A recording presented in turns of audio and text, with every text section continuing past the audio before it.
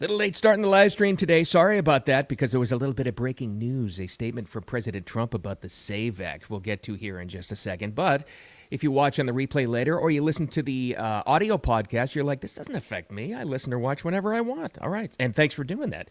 We'll get ready on X and YouTube and Facebook. And like I said, the audio podcast, usually just before 9 a.m. Eastern time is when we release that into the world. But let's get right to it.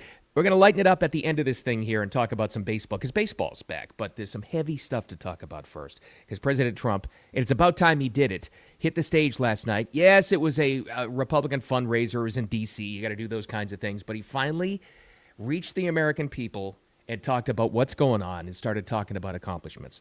Because I don't know if in your personal life you've been dealing with a lot of people of the liberal mindset these past 2 weeks. Ever since Iran broke out, and all the other stuff and Epic Fury and what's been happening at the airports, as clueless and as delusional as most of your Democrat friends have been, this is the worst possibly they've ever been.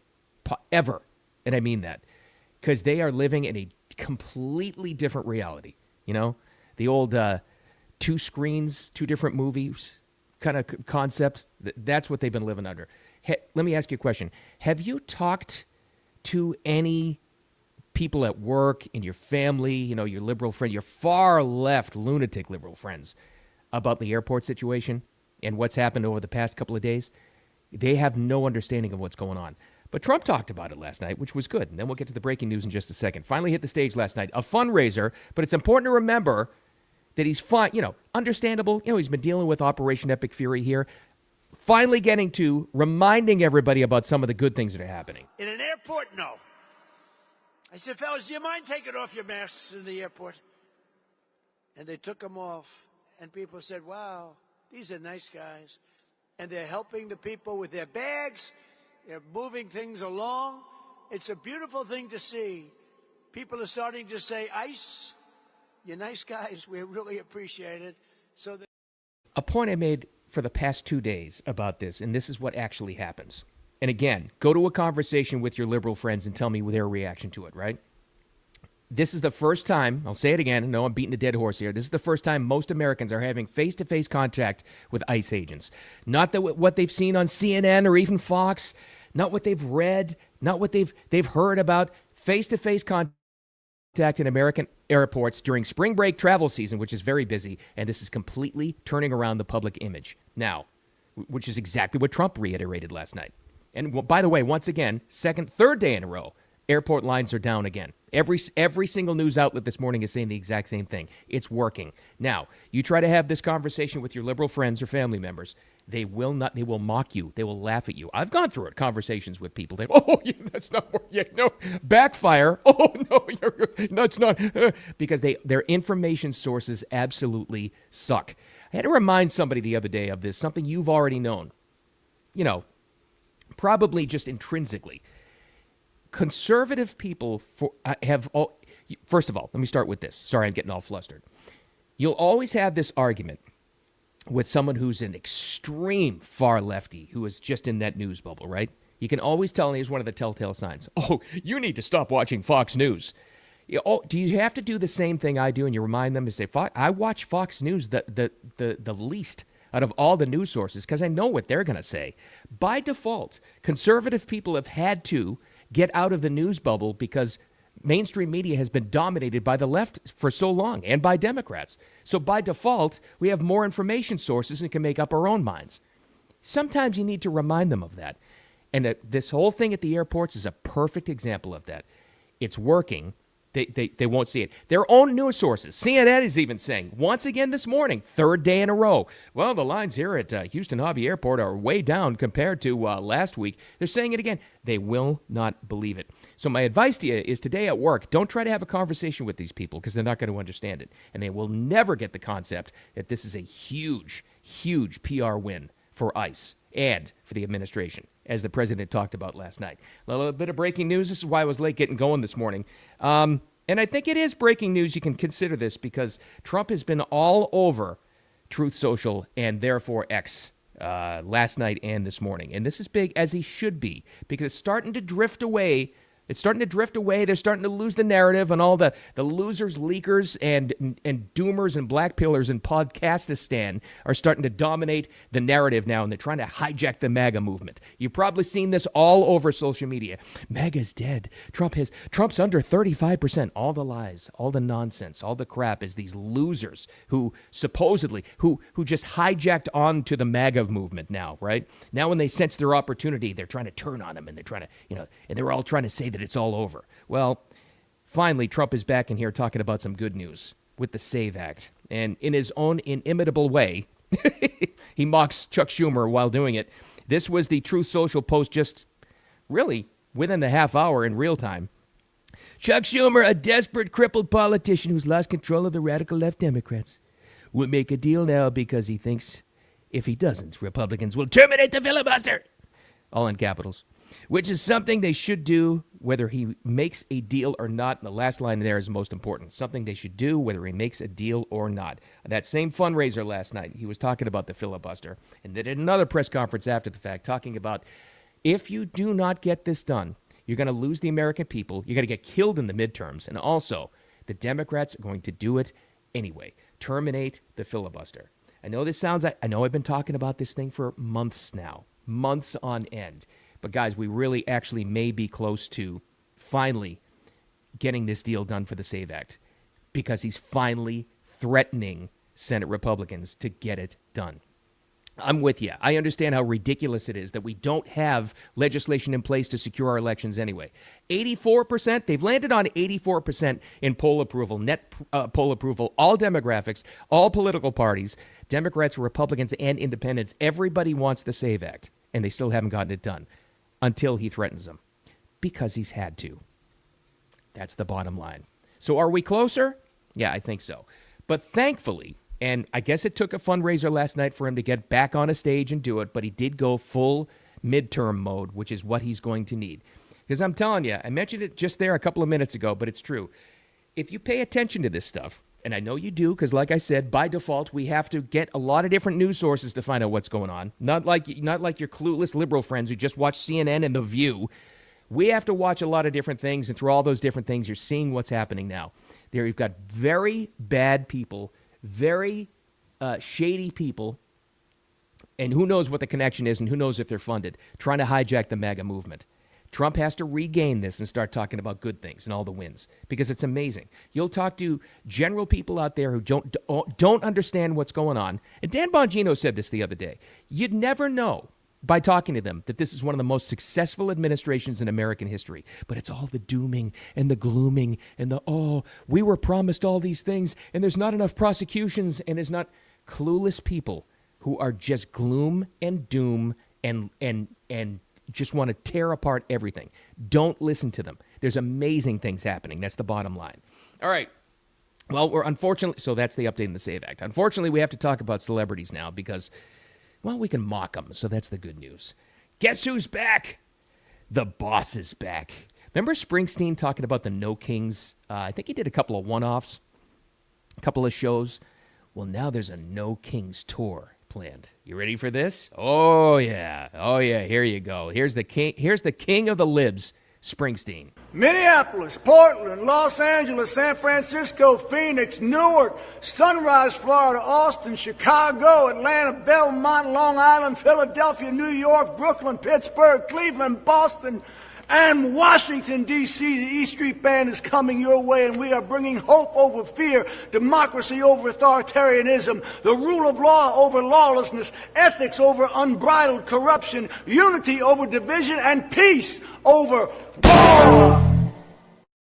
Minneapolis.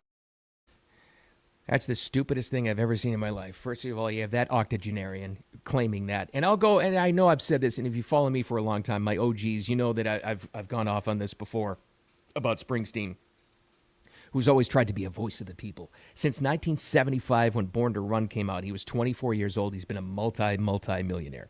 And no fault of that. I'm not blaming him for that at all. I mean, congratulations to him. Great record. It was fantastic. But here's the problem. When you think you know issues and you think you speak to regular hardworking people, as he thinks he does, you're a complete hypocrite because all he's been surrounded by since 1975 are Hollywood liberals that have told him exactly what he wants to hear and what he wants to know. And yeah, I'd go so far as to say he's just a working tool for them because to get that message out there, absolutely. Listen to all the talking points. Against division and war and recklessness. It's unconstitutional. We're bringing back the rule of law. He's representing the same people that locked you down during COVID, that tried to take your business away, right? That the same party, the same group of people that put people in jail for questioning election results, that actually happened. And this clueless dope thinks he's actually representing the American people, the working class, the working man, right? Right. But here's the thing, and you may be upset about that, and I understand. I have so many friends who are hardcore Springsteen fans. And of all the people I know in my life, I think they are broken up the most about current events. I really do.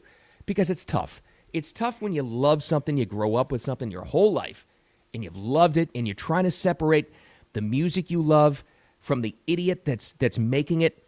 It's hard. It's hard to do, I understand that. And Springsteen's a perfect example of that. But you kind of have to separate. And there'll be a lot of people who show up for this No Kings tour who are still Springsteen fans that can somehow separate Springsteen from the music and just enjoy it and have a good time.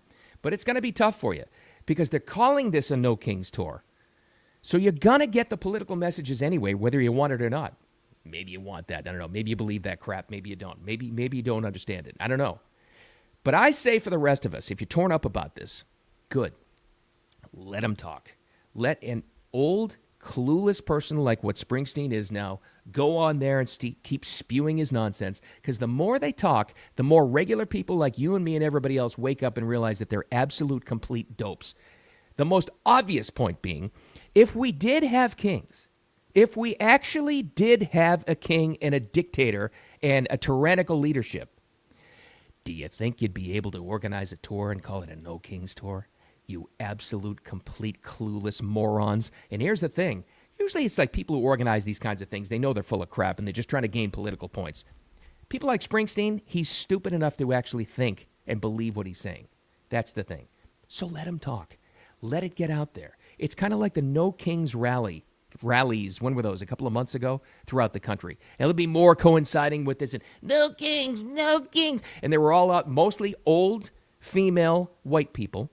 It's true. Even in the inner city showing up, they had their pre-made signs and they were out there and they're making their noise. It had zero impact. None. And I know that you got some star power with the Springsteen No Kings tour. I understand that. But it, once again, will have no impact. None. Nobody is listening to them except the other people and the fans in their echo chamber. He's not changing any minds whatsoever, because the more he talks about it and says this kind of crap, people realize he's full of crap and he doesn't know what he's talking about. So let them. It's fine. Another case example. And this is, and I will lighten this up at the end of it with opening night for baseball. But here's another celebrity that's absolutely clueless. Well, I think Kimmel's actually less clueless. I think he's compromised. And I think he's been captured by people that dictate, what he wants to do. There's a lot of theories about what happened to late night television. My theory, my working theory is, you've heard me say many times, is I honestly think that they're compromised and they're being threatened and blackmailed by the Democrat Party, these comedian late night hosts. Think who would be easier to blackmail than celebrity comedians? You just got to look at some of their past. That's all you have to do, right? Now, the other working theory, which may be more credible, I don't know, is that the reason why they say the things they do and they've ruined late night comedy and they just make it as little political pulpits to push their points, none of it's ever funny, is because in order to get guests on their show, you have to push those kinds of points. In other words, the publicists and the studios and the TV networks that control the guests that they need to bring onto the show to talk to for ratings, what little ratings they have, you have to be simpatico with their messaging. You know what I mean? So they may not believe it, but they do. So who knows? But that doesn't mean you can't get on there and absolutely mock most of what makes America strong, the backbone of America. I'm talking about people that work with their hands, tradespeople. And Kimmel went on TV the other night, and he decided to mock plumbers.